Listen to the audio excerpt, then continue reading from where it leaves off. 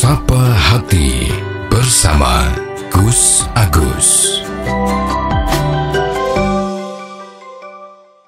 Assalamualaikum warahmatullahi wabarakatuh. Alhamdulillah, bismillah, wala hawla wala quwwata illa billah. Wa qala aidon, qala rabbi shrahli sadri wa yassirli amri wahlul 'uqdatam min lisani yafqahu qawli, amma ba'du. Sobat Dimas Diajeng yang berbahagia, marilah kita senantiasa panjatkan puji syukur kepada Allah Subhanahu wa Ta'ala, yang mana atas limpahan nikmat yang Allah berikan kepada kita, khususnya adalah nikmat iman dan juga kesehatan. Sehingga alhamdulillah pada kesempatan ini kita masih bisa berjumpa kembali. Sobat Dimas Diajeng yang berbahagia, kalau kita melihat ya namanya teknologi sekarang ini sangat luar biasa ya, dalam bidang apapun ya Mas ya. Begitu dalam bidang militer, apakah itu dalam bidang ilmu kedokteran dan lain sebagainya. Itu memang sangat luar biasa pesatnya. Apalagi yang hubungannya dengan masalah kesehatan buat manusia. Karena ini ada pertanyaan ya dari pemirsa radio kita. Itu kan ada orang yang, ya saya nggak usah menyebut namanya ya Mas ya, karena sudah ada orang ragu-ragu, artinya mereka ragu-ragu mengenai soal masalah donor ya. Apakah itu donor darah, apakah itu donor ginjal ya, atau donor organ lah gitu ya. Termasuk darah kan termasuknya juga organ kita ya, bagian dari organ. Apakah darah, apakah ginjal, apakah tangan, apa ya, mungkin yang lainnya lah. Pokoknya intinya ya organ tubuh kita. Apakah di dalam agama kita itu diperbolehkan? Nah ini kan pertanyaannya seperti itu. Nah jadi mungkin pada zaman dulu ya, yang zaman dulu memang teknologi belum sampai ditemukan hal yang seperti ini, bisa transplantasi gitu ya, atau pencakokan seperti itu.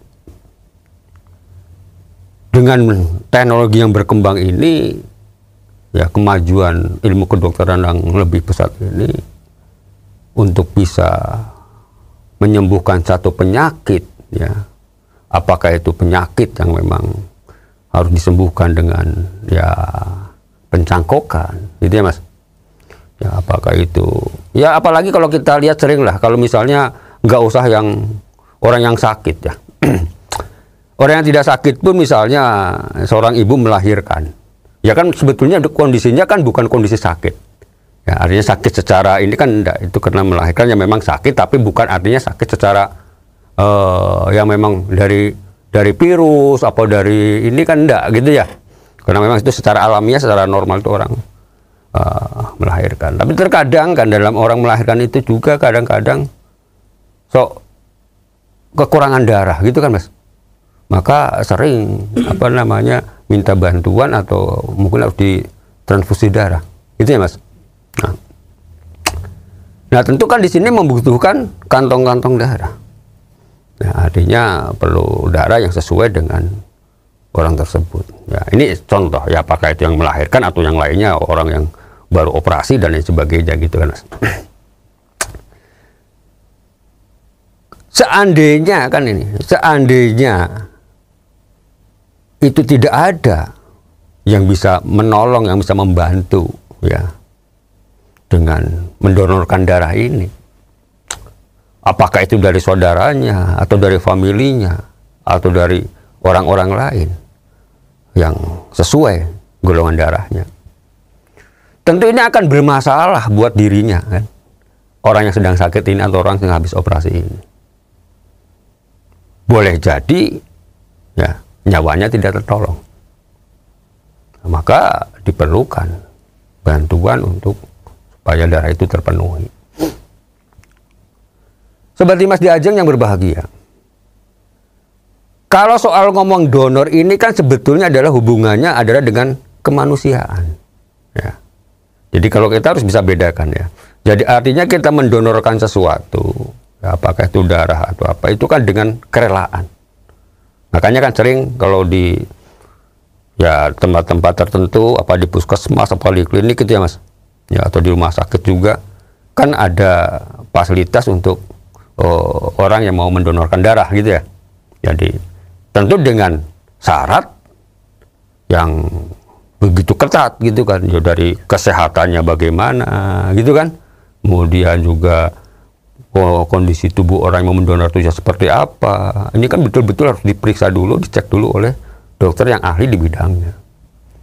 Baru dia diperkenankan atau diperbolehkan untuk melakukan donor darah.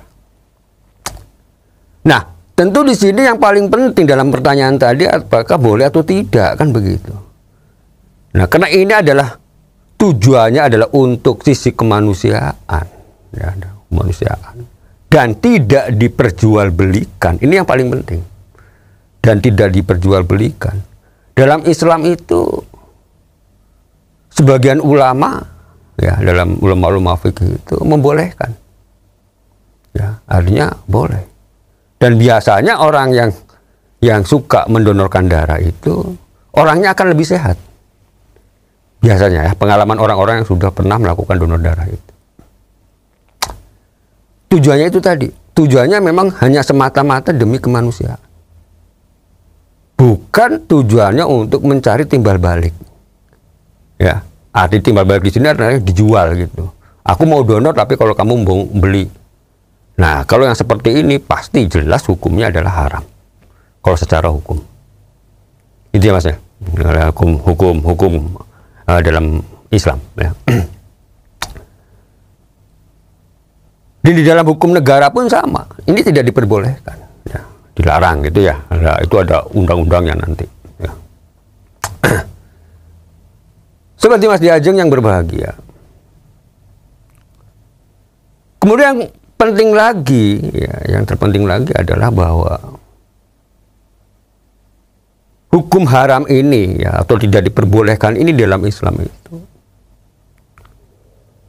di antaranya kalau ya orang yang mendonorkan ini, ya, yang apakah itu darah atau organ yang lainnya, itu kalau seandainya dengan dia melakukan donor, menyebabkan dia malah menjadi sakit. Atau bahkan menyebabkan dia menjadi kematiannya buat dia. Artinya mengancam jiwanya gitu loh. Ya. Jadi, nggak bisa kalau misalnya kita, punya ginjal tinggal satu-satunya. Ginjal itu kan ada 2 ya. Ya. Walaupun dengan sukarela, dengan tujuannya kemanusiaan, tapi kalau ginjalnya satu lagi diambil, mungkin saja masih bisa hidup orang itu ya. Tapi kan kemungkinannya secara ini mohon maaf, ini kalau orang yang ahli dalam bidang ilmu ini atau orang-orang kedokteran itu kan mesti tahu ya. Ya artinya apakah itu sangat membahayakan jiwanya atau bagaimana. Tapi kalau secara pandangan orang awam, nek ginjal dua-duanya diambil ya mesti terjadi masalah. Gitu ya. Nah, kalau hal yang seperti ini dilakukan tentu karena bisa membahayakan jiwanya kalau menurut yang sudah diteliti ya, maksudnya memang sudah benar-benar sesuai dengan penjelasan daripada dokter yang ahli, itu ya hukumnya haram. Tapi kalau masih di batas aman-aman saja sih ya diperbolehkan. Ini yang pertama. Jadi jangan sampai memberikan sesuatu itu justru malah bunuh diri. Ya, memberikannya memang bagus. Ya, bisa memberikan manfaat untuk orang lain. Ya, melihat orang yang kondisinya orang lain tuh sekarat, misalnya gitu kan, satu-satunya ini kalau nggak ditolong dengan ini, nah, orang itu tidak bisa diselamatkan jiwanya. Tapi orang yang akan menolong pun ya juga harus mikir dirinya juga sendiri, gitu kan? Artinya kalau memang ini tidak bisa untuk membantu karena memang bisa mengancam jiwanya, ayo jangan membantu, gitu kan? Karena apa? Ingat dalam firman Allah Subhanahu wa taala dalam surah Al-Baqarah ayat 195, Allah berfirman, ya, wala tulqu biaidikum ila tahlukah.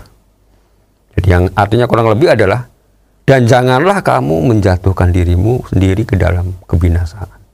Jadi ini sudah, ya artinya bahwa manusia itu memang diciptakan itu memang untuk dimuliakan ya. Artinya jangan sampai karena orang itu diberi akal, diberi perasaan, diberi hati itu supaya mau berpikir bahwa hidup itu penting, gitu loh. Mempertahankan diri itu penting. Menjadi satu kewajiban kita untuk mempertahankan diri, mempertahankan hidup, mensyukuri ya, hidup yang telah diberikan Tuhan pada kita. Maka di dalam kita memberikan manfaat untuk orang lain pun, kita juga harus berpikir efek baliknya. Apakah itu bisa merugikan dirinya sendiri dalam arti bisa mencelakakan jiwanya atau mengancam jiwanya. Kalau sampai terjadi seperti itu, maka hukumnya menjadi haram. Gitu ya. Tapi kalau itu aman-aman saja, ya masih dipersilahkan, artinya masih diperbolehkan. Baik secara hukum agama maupun dalam pemerintah kita. Dengan catatan tujuannya kemanusiaan ya. Ya, artinya menolong orang lain. Ya, ingat dalam firman Tuhan itu kan kita diperbolehkan untuk saling tolong-menolong. Wa ta'awanu 'alal birri wat taqwa. Jadi tolong-menolonglah kamu dalam hal yang kebaikan ya. Sobat Dimas Diajeng yang berbahagia. Kemudian yang kedua yang perlu dicatat lagi adalah bahwa yang menyebabkan kita memberikan sesuatu tadi ya, mendonorkan organ kita, itu hukumnya menjadi haram itu karena sebab bisa meninggalkan kewajiban orang itu sendiri di dalam keluarganya maupun untuk keluarganya, untuk anak-anaknya, untuk istrinya. Jadi begini maksud saya. Jadi kalau misalnya kita seorang pekerja berat, ya artinya menggunakan fisik, gitu ya Mas. Ya, kita kan punya 2 kaki, punya 2 tangan, gitu ya. Nah, kalau misalnya ada orang lain atau mungkin saudara lain atau mungkin siapa gitu kan, ya, keluarganya, mungkin ada yang kecelakaan, tiba-tiba karena ternyata dari kecelakaan itu tangannya harus diamputasi, gitu kan? Kalau orang si A misalnya sebagai keluarganya itu, wah ini mesake itu kan, itu satu-satunya orang yang saya suka, yang saya senangi, yang saya cintai misalnya begitu. Wis ora apa-apa aku rela. Aku rela donorkan tangan saya gitu. Gitu kan? Ini walaupun dengan cara sukarela. Gitu ya Mas ya. Apalagi kalau tidak sukarela. Ya, apalagi ada tendensi lain gitu kan. Ya artinya ya nanti kita bahas dah. Ya itu misalnya kena keterpaksaan, kena mungkin terlilit hutang atau bagaimana sehingga terpaksa dia melakukan punya niatan kalau ada orang mau beli tangan saya nanti kita jual misalnya, itu nanti akan kita bahas. Yang jelas itu adalah perbuatan yang diharamkan ya, yang tidak diperbolehkan baik itu dalam agama maupun dalam undang-undang negara kita. Artinya bahwa hal seperti itu orang itu sudah melakukan tindakan pidana. Sobat Dimas Diajeng yang berbahagia, demikian semoga ada manfaatnya. Billahi taufiq wal hidayah. Wassalamualaikum warahmatullahi wabarakatuh. Sapa Hati bersama Gus Agus. Untuk saran dan masukan, silahkan WhatsApp ke Gus Agus 0896 8811 6615. Dipersembahkan oleh Ziman, enzim antioksidan aktif, menjaga kesehatan dan memperpanjang usia Anda.